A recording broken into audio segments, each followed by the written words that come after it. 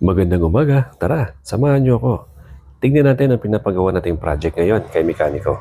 Ang project natin for now is rabbit cage. So ngayon medyo maganda itong gagawin nating rabbit cage dahil medyo matibay na ang ating pinapagawa.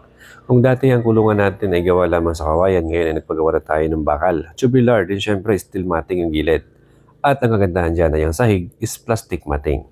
Kagandahan dyan is makakatipid tayo dahil DIY yan. At sariling tao natin gagawa, si Mekaniko. Okay, so natapos na ng welding ang ating rabbit cage. Ang gayon naman, tayo naman mismo ang gagawa. I-prepare lang natin ang gagamitin nating pintura.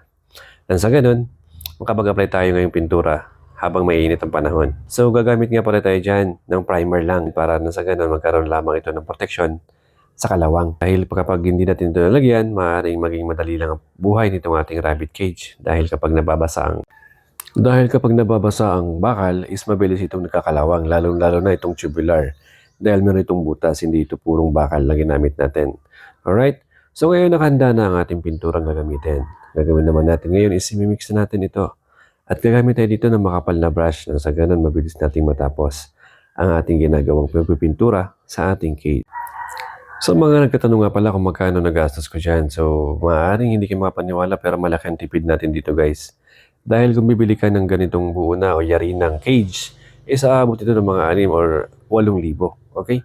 So ngayon dahil naggawa tayo ng DIY at nakapatipid tayo sa mga gastusin, sa mga gamit, lalo na sa mga materyales at sa labor. So malaking bagay kapag nag-DIY ka, lalo na kung gusto mo makatipid.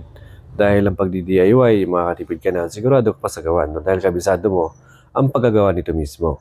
Alright? So sa mga katanong nga pala kung saan ko nabili itong ating floor matting, nabili ko po yan sa online. Nakamura tayo doon guys dahil medyo mababa ang presyo kumpara mo doon sa mga bilihan natin dito sa Bicol, no? So nag-inquire ako sa Bicol, medyo may kamahalan. Okay? So ngayon kung mapapansin nyo guys, nagpalit tayo ng pintura. Nagpalit tayo ng kulay green. Okay, dahil kanina hindi magandang tingnan yung kulay brown or gray na ginamit natin pang primer.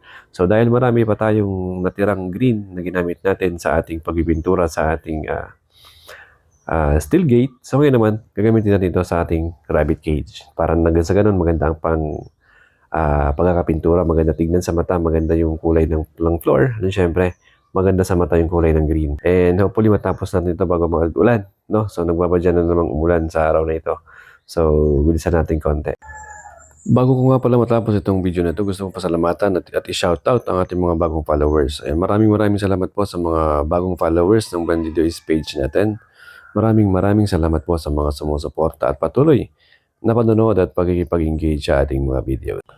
Shoutout din nga pala sa mga star senders na patuloy na nagbibigay ng kanilang mga blessing or nag-share ng kanilang mga blessings sa mga kapwa natin content creator na nagsisimula dito sa ginagawa nating libangan sa Facebook. Shoutout sa inyo at mabuhay po kayo. Maraming salamat po.